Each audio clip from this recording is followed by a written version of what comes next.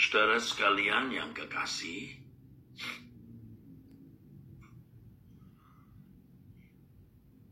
kita harus bertumbuh terus di dalam kedewasaan rohani yang benar, supaya kita bisa mengalami perubahan,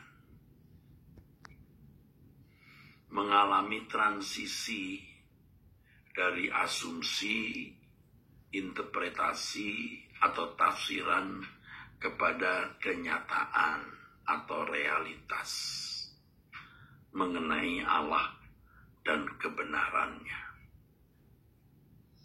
Banyak orang merasa bahwa asumsi yang dia miliki mengenai Allah, interpretasi penafsiran mengenai Allah yang dia miliki itu sudah merupakan realitas yang dia peroleh.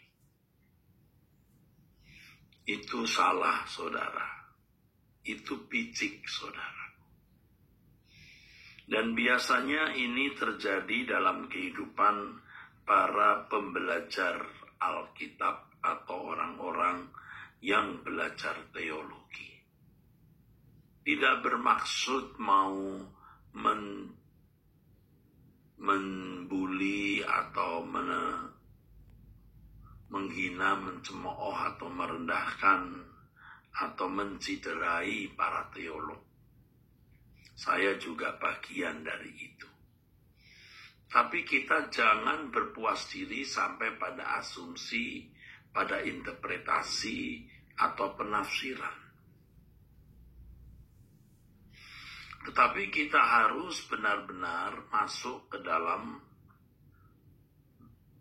pengalaman real. Ya, kalau boleh menggunakan kata sektor-sektor realnya. Bukan hanya sektor fantasi, saudara. Dalam dunia saham, saudara juga tahu bagaimana kalau saham itu digoreng istilahnya, bagaimana dibuat seakan-akan berharga, bernilai, sehingga nilainya tinggi. Dijual beli, lalu menjadi tinggi, padahal sektor realnya tidak seperti itu. Ya, saudaraku. Misalnya harga komoditi tertentu, ya sahamnya naik, perusahaan ini sahamnya naik, padahal sektor realnya, kenyataannya belum tentu demikian. Jangan kita hanya memiliki asumsi mengenai Allah, yaitu pendapat mengenai Dia, pengetahuan mengenai Dia, ya tentu yang dibangun dari penafsiran atau interpretasi. Tetapi kita harus mengalami langsung, saudaraku. Di sini sebenarnya dibutuhkan, saudaraku, kehausan yang murni, kehausan yang tulus akan Allah.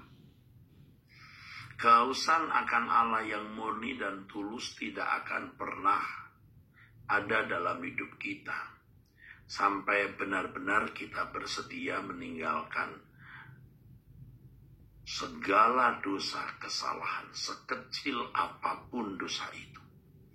Dan kita bersedia meninggalkan percintaan dunia juga sekecil apapun percintaan dunia itu. Kesediaan dulu, saudaraku. Walaupun dalam praktek kita akan dididik, dilatih, diajar Bapak. Tapi kesediaan dulu harus kita miliki. Nanti tahap demi tahap kita akan bisa benar-benar mengerti apa artinya hidup suci, hidup bersih, hidup tidak bercela, hidup dalam ketulusan. Itu baru kita mengerti. Saya juga seperti saudara, manusia yang juga memiliki kekurangan, kelemahan, dan kegagalan. Saya juga teolog seperti banyak teolog, saudara, yang puas dengan asumsi. Dan saya merasa asumsi itu adalah sektor real mengenai Allah. Tetap puji Tuhan dalam perjalanan hidup, saudaraku. saya mengerti apa artinya mengenal Allah secara langsung, secara pribadi, secara real. Nah, kalau kita membaca Alkitab, tokoh-tokoh Alkitab tidak memiliki penafsiran tentang Allah. Tidak memiliki asumsi karena memang tidak ada buku atau pembelajaran. Atau paling tidak sangat besar atau bisa dipastikan. Tidak ada interpretasi tentang Allah. Tapi mereka langsung berhadapan dengan Allah. Mereka langsung mengalami Allah. Nah, ini loh yang harus juga kita alami, saudara. Nah, tidak sedikit orang yang merasa dengan asumsi tersebut dia sudah mengenal Allah, sudah menjadi manusia yang rohani, ya sudah berkenan di hadapan Allah, dan biasanya, saudaraku, orang-orang seperti itu memancarkan arogansi. Orang bilang sombong rohani, kalau saya lebih suka menggunakan arogansi akademis, arogansi pengetahuan teologi. Nah, kita harus mengalami transisi dari asumsi kepada realitas Allah yang benar-benar kita alami. Dan untuk itu, kita harus bersedia untuk hidup benar-benar suci, tak bercacat, tak bercela. Walaupun tentu lewat proses juga, tidak bisa dalam 1 hari. Tidak cukup 1 bulan, bahkan tidak cukup 1 tahun, tapi bertahun-tahun dalam proses yang panjang. Nah, kita harus bersedia benar-benar meninggalkan dunia ini. Karena Allah itu berharga dan mulia.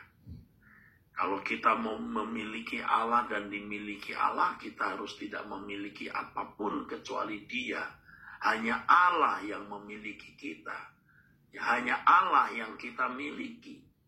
Kalau kita masih merasa memiliki sesuatu, kita tidak bisa memiliki Allah. Karena kita tidak bisa menduakan Allah. Ya, kita tidak dapat mengabdi kepada 2 Tuhan. Kalau kita masih melakukan dosa-dosa atau terikat dengan percintaan dunia, Allah juga tidak bisa memiliki kita karena kita dimiliki yang lain. Mungkin hanya 5-10% bisa terjadi, tapi Allah berkata seluruhnya atau tidak usah sama sekali. Saudara, dengan tekad yang bulat untuk hidup tidak bercela, dengan tekad yang bulat meninggalkan dunia dengan segala keindahannya, baru kita bisa mengalami transisi dari asumsi kepada realitas tersebut, saudara. Dan orang yang mengalami realitas Allah itu luar biasa. Hidupnya pasti berubah, saudara. Yang pertama pasti dia akan mendapatkan impartasi atau penularan karakter dari Allah Bapa. Jadi pernyataan Tuhan Yesus, kamu harus sempurna seperti Bapa, benar-benar bisa terwujud. Benar-benar bisa terrealisir di dalam hidup kita, saudara. Baru bisa. Itu tahap demi tahap kita bisa merasakannya, saudara. Pergaulan dengan Allah tersebut makin menguduskan kita. Karena kita makin takut berbuat salah. Coba saja kalau berani berbuat salah. Jiwa kita akan terguncang. Jiwa kita terganggu. Sakit sekali. Benar. Sakit, saudara. Kalau masih berani berbuat dosa, bisa gila, saudara. Terguncang jiwa kita. Tidak nyaman, tidak bahagia, kehilangan damai. Seperti duduk di atas bara api. Makanya segera kita membereskannya di hadapan Tuhan dan tidak mengulangi dosa yang sama lagi. Kita makin hidup suci, saudara. Dari tekad, lalu kita bergaul dengan Allah, berjalan dengan Allah, mengalami realisasi. Ya, Allah yang hidup, ingat, dari transisi kepada realisasi, makin kudus. Kita akan melihat kemuliaan Allah atau merasakan kemuliaan Allah. Sehingga dunia ini keindahannya menjadi pudar. Dan ini tidak bisa sebenarnya diajarkan dengan kata-kata atau kalimat. Atau sulit mengajarkannya dengan kata-kata dan kalimat. Orang harus mengalami sendiri, saudara. makin kita melihat kemuliaan Tuhan di dalam roh kita, dalam batin kita. Semakin kita merasakan dunia bukan rumah kita, kita semakin merindukan untuk pulang ke rumah kita sendiri. Dan tadi saya katakan kalau Tuhan mengimpartasi atau menularkan karakternya, Allah juga mempercayakan beban perasaannya kepada kita. Jiwa-jiwa yang harus diselamatkan karena Allah tidak mengendaki seorang pun binasa. Nah, di situ kita akan merasakan, saudara, beban kita untuk jiwa-jiwa. Kita melayani bukan karena sekedar aktivitas, punya air mata dan duka cita yang dalam untuk penderitaan orang dan keselamatan jiwa orang. Kita akan rela kehilangan apapun, saudaraku, demi pekerjaan Tuhan. Ya. Dan suatu hari akan telanjang. Semua manusia telanjang. Apakah benar-benar kita telah mengabdi atau tidak. Ya, tidak usah kita cerita-cerita orang ya. Seperti saya sering tergoda untuk cerita.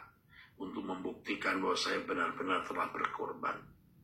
Ya, hampir habis-habisan atau sudah habis-habisan. Tapi tidak perlu. Toh orang nanti juga belum tentu percaya.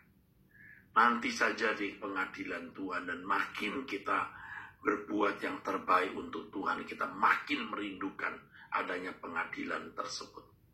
Kita makin merindukan untuk segera pulang ke surga. Saudara, demikianlah renungan pada kesempatan ini. Ya, Tuhan memberkati saudara sekalian. Kudus-kuduslah Tuhan, kudus namamu.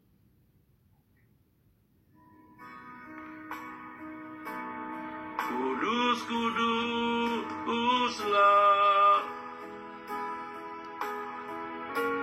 kudus namamu.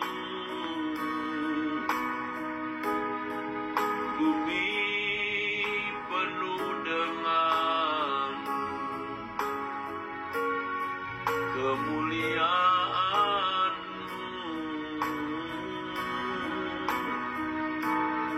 ajaib-ajaiblah,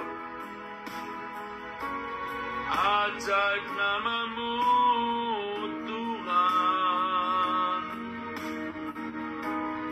Kekallah Tuhan, layak dimuliakan, layak dimuliakan. Yuk angkat tangan saudara, katakan bersama. Kudus, kuduslah, kudus namamu.